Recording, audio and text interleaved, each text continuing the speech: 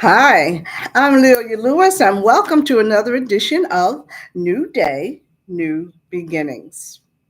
Now, today we're going to be talking about adversities, and we all have them. It happens to us every single day, every single week. It's something we can't escape. Adversities are just something that comes with the territory, and we all know what that means, right? Comes with the territory. So today we're going to be talking about how they affect us and also how we can handle them or sometimes even overcome them.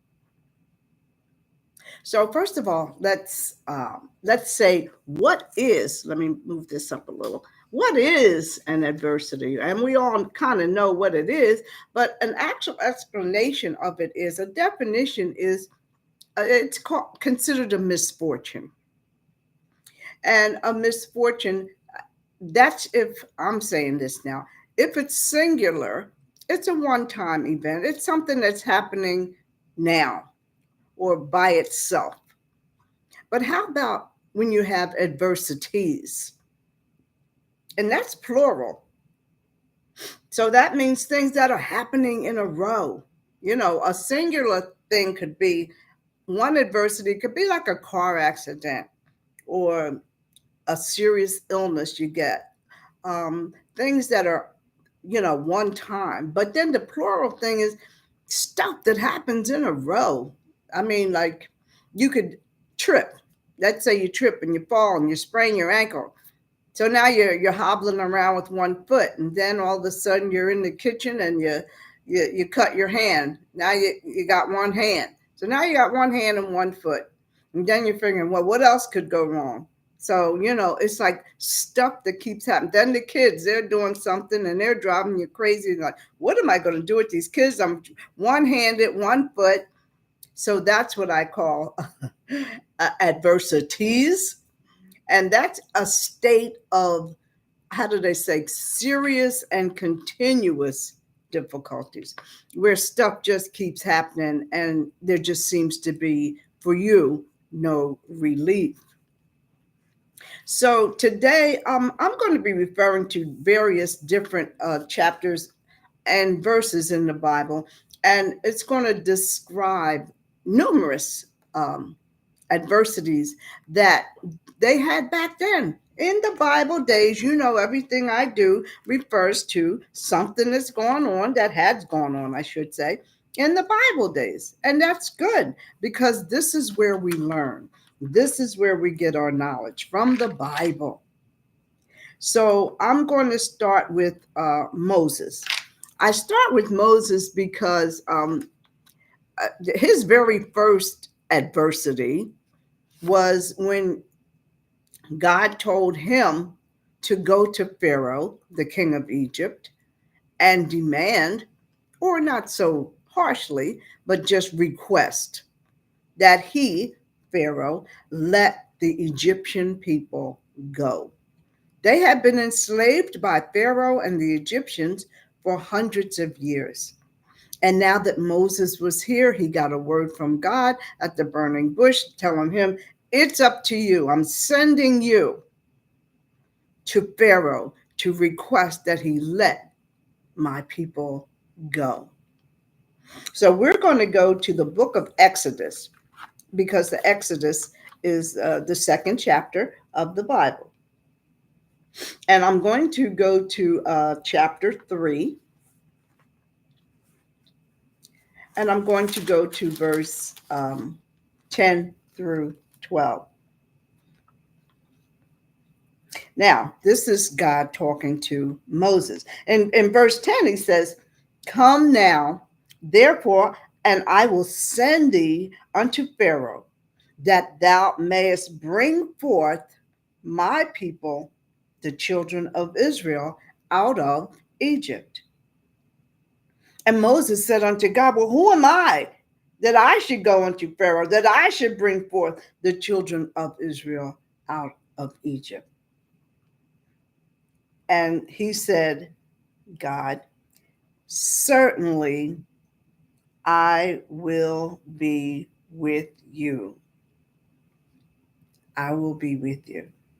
That was the very first thing that Moses did. He wanted to know, how am I going to do this? How am I going to do this without you? But God already told him, don't worry about it. I'll be with you. I'll be with you. And so, that being said, he went to Pharaoh. He went to Pharaoh and he told him, God had sent him. My God said, the Lord said, let my people go. But he didn't. So let's go see what happened. So eventually, uh, and I brought that up to say that right there in the beginning, that was Moses' adversity. That was Moses' very first adversity, was when God sent him on that mission. And it was that he had to continuously, because you'll see how many times he has to go to Pharaoh to make the same request. So, all right. So now he's going to Pharaoh. So now we're going to skip over to chapter 7. Let's go to chapter 7 because the moral of this is going to be that Moses' adversity was the fact that he had to continually go to Pharaoh, but it's also going to show you that Moses' solution was always the same, and that was asking God for direction, but obeying what God told him to do, and then letting God handle it his way. That was his solution. But we're going to go through these plagues to see how many times he had to keep making the same requests. But following that solution by asking God for direction, that made his adversity much easier. Whereas with Pharaoh, it was kind of just the opposite because uh, Pharaoh's adversities with an IES, plural, became greater and greater because of his attitude, his defiance, and his disbelief in God.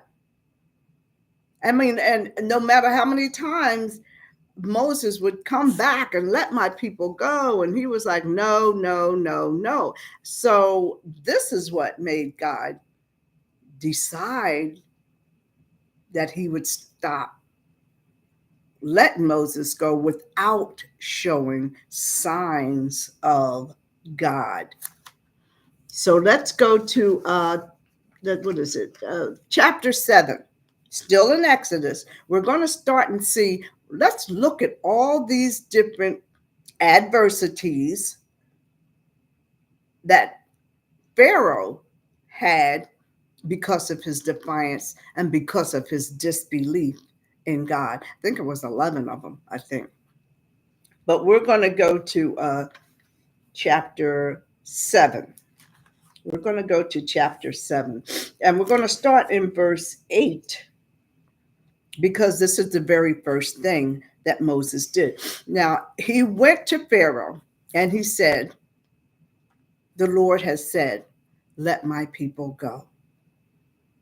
And Pharaoh said, no. And look at verse 8. So the Lord spoke to Moses and he said, him and Aaron, he sent his brother Aaron because Aaron always was with him. He said, when Pharaoh shall speak unto you, show him this. Show him what I can do.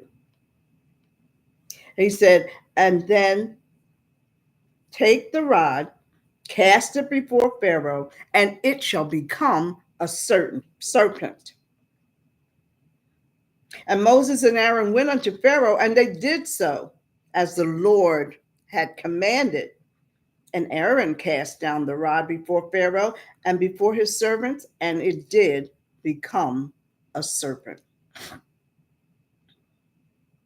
So the people were in awe when they saw this. But to go forward, Pharaoh had his magicians and all those around with him, but they threw down their rods as well. But the story goes that their rods turned into smaller serpents, but Moses' rod serpent ate, devoured their serpents. So the people were amazed.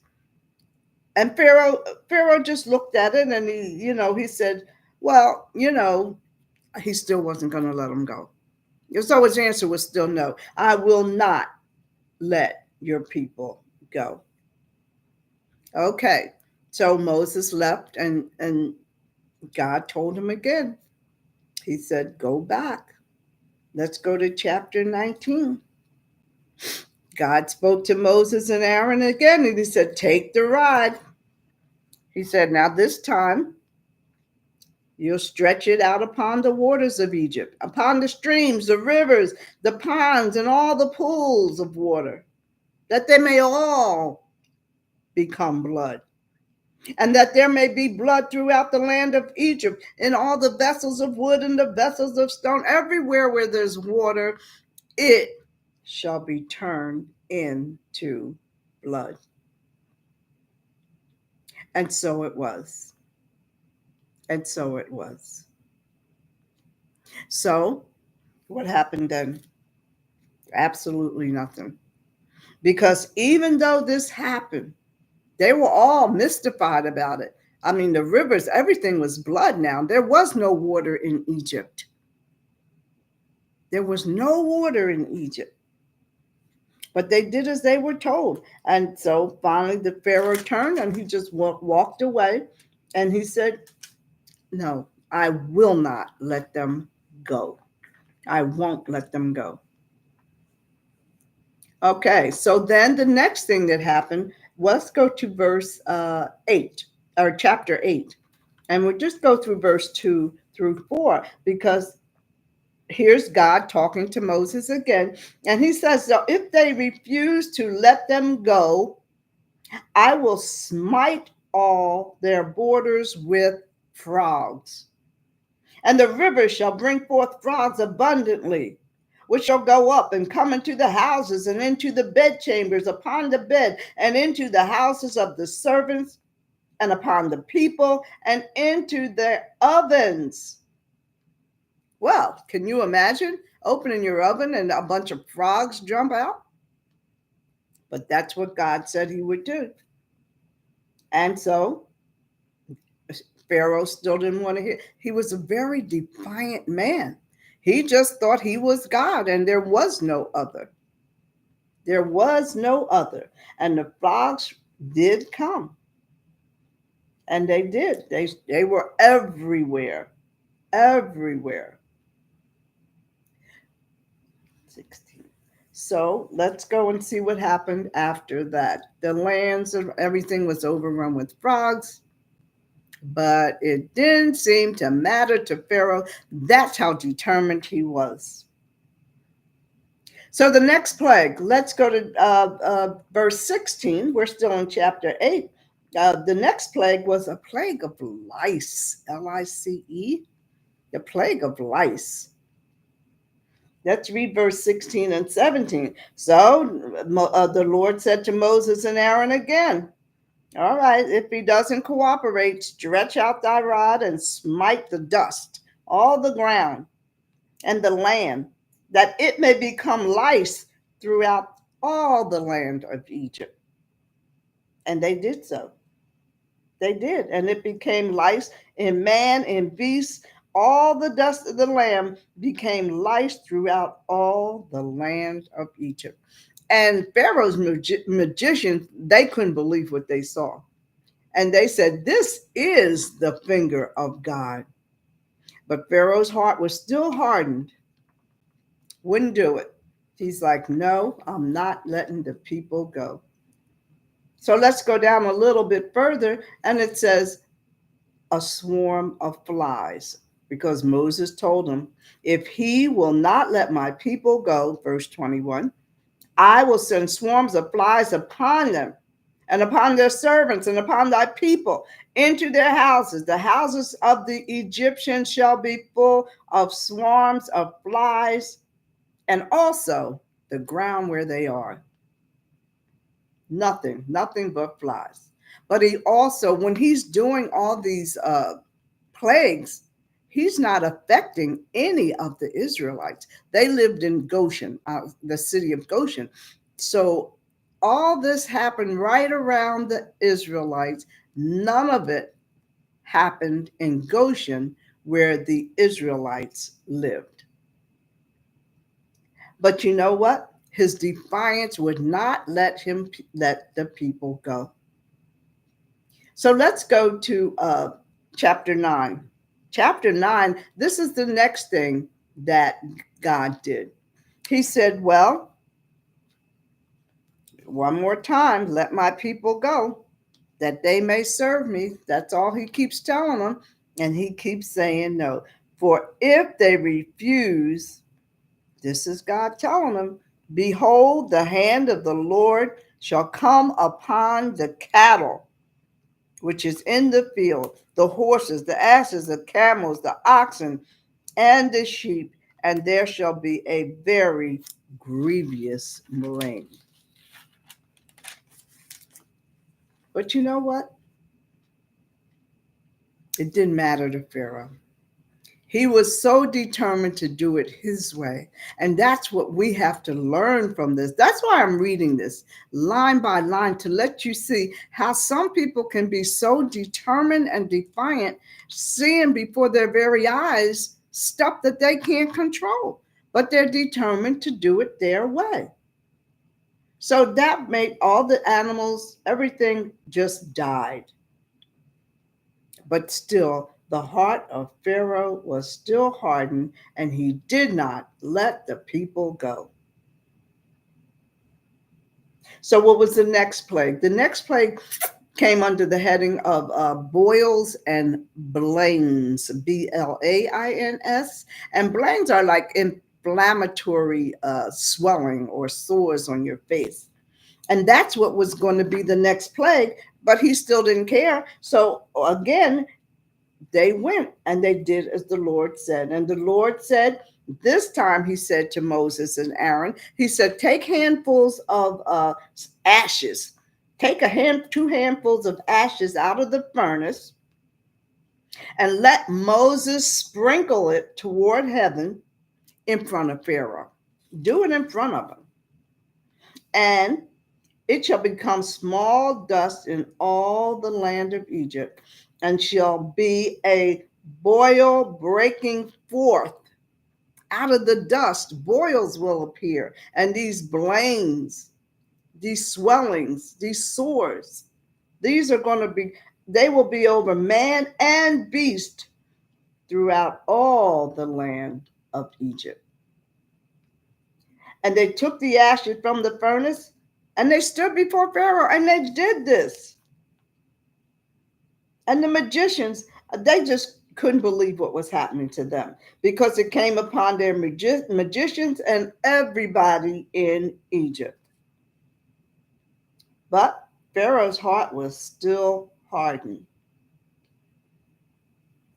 and he hearkened unto him as the Lord had spoken unto Moses. So what was next?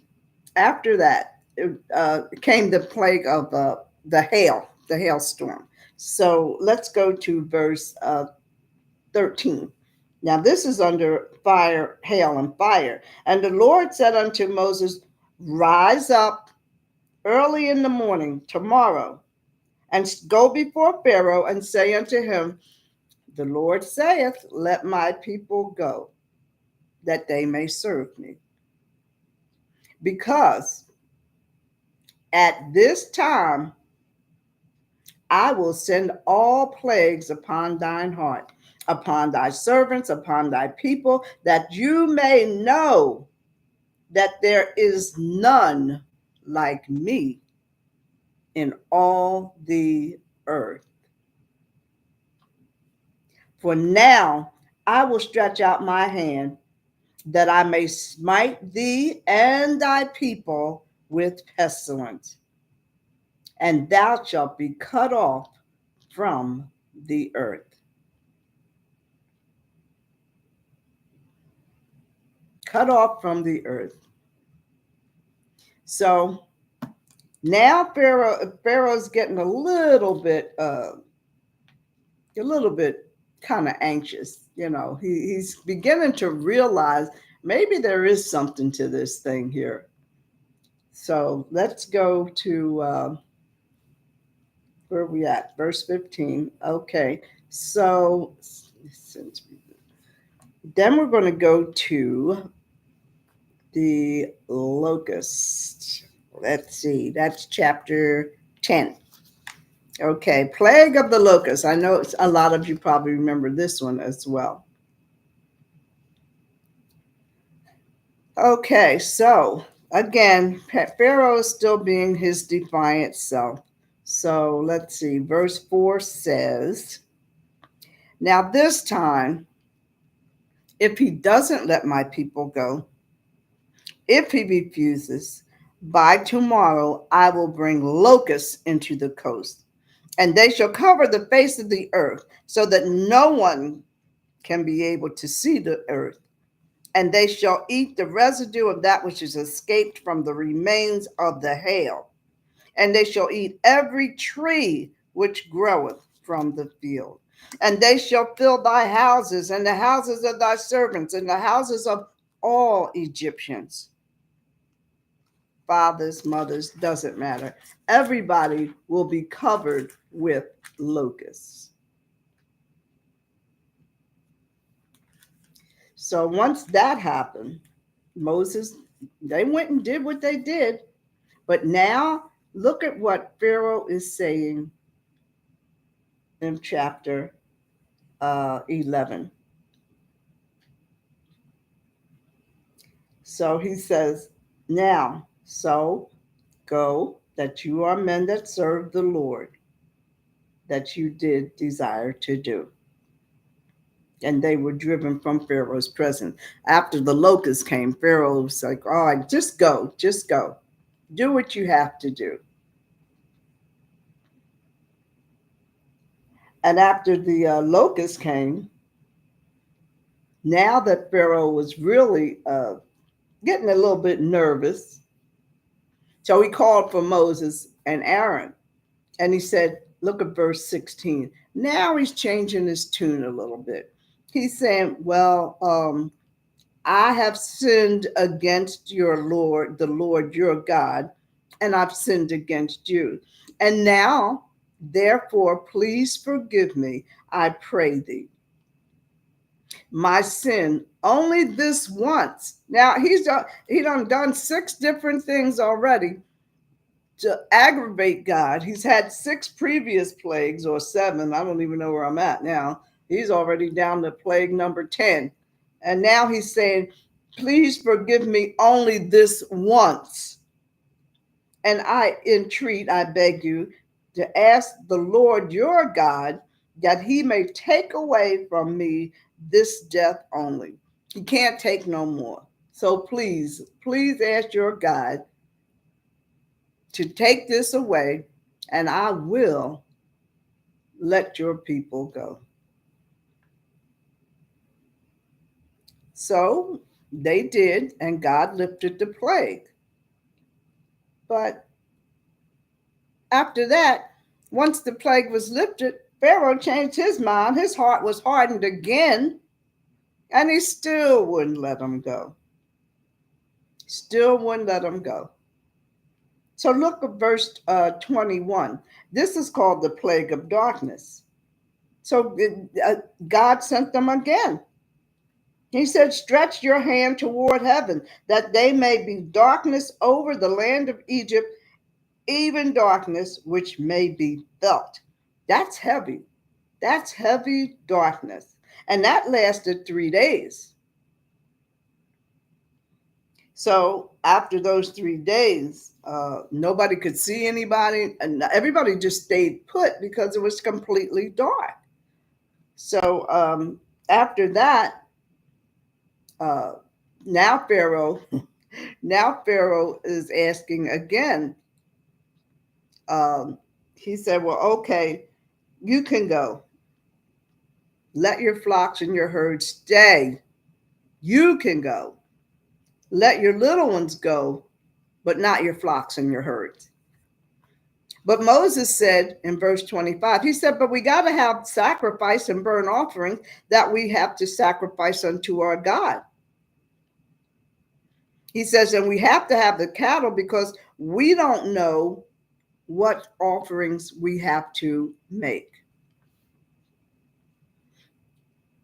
So Pharaoh said, get thee from me, take heed. This is his last warning. Pharaoh got a nerve to be giving them a warning. He says, take heed to thyself, see my face no more, for in that day thou shalt see my face, you shall surely die. How's he threatening somebody that's doing all these wonderful things? All, well, they're not wonderful, but all these things that can't be done by humans. How's he threatening him? The next time you see me, you shall surely die.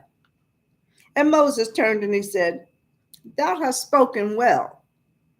I will see thy face again no more.